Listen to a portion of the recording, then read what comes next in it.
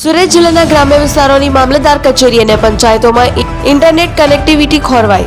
એક સપ્તાહથી રાજ્યના તમામ ઈ-ધરા કેન્દ્રમાં કનેક્ટિવિટી ન મળવાને કારણે ખેડૂતોને મુશ્કેલી। ખેડૂતોના જમીનની 7, 12, 8 ગામ નમૂના નંબર 6 ની નોંધ વગેરે કાઢવાની કામગીરી ઠપ।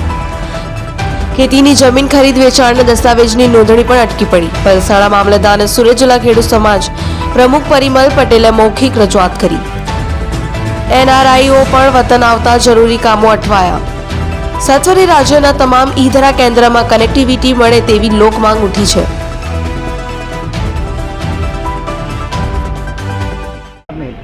પરિમલ પટેલ, સુરત જિલ્લા ખેડૂત સમાજ પ્રમુખ છું। 2-3 દિવસથી ઘણા ખેડૂતોની ફરિયાદ આવતી હતી કે કોઈ પણ ગ્રામ પંચાયત કચેરીએ 7, 12, 8ની નકલ નીકળતી નથી ને એ લોકોના ખેડૂતોના ઘણા કામો અટવાયેલા છે। જેવી રીતે કે શેર ટ્રાન્સફરના કામ હોય, બ્લોક વિભાજનના કામ હોય, કોઈ જગ્યાએ લોન લેવાની હોય, અને ખાસ કરીને એનઆરઆઈની સિઝન હોવાને લીધે 25 ડિસેમ્બર જે ક્રિસમસનો સમય હોય છે એની આજુબાજુ ઘણા એનઆરઆઈ લોકો પોતાના કામ પણ થઈ જાય અને છોકરાનું વેકેશન પણ થઈ જાય એમ કરીને ઇન્ડિયાની ટ્રીપ મેનેજ કરતા હોય છે।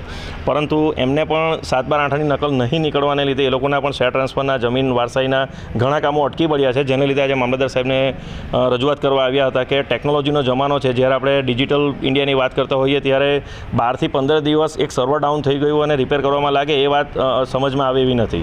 જેથી કરીને મામલતદાર સાહેબને કીધું કે તમે જો ઉપર રજૂઆત કરો, સાહેબે ઉપર તપાસ કરીને કીધું છે કે 2 થી 3 દિવસમાં આ વસ્તુનું સમાધાન થઈ જશે।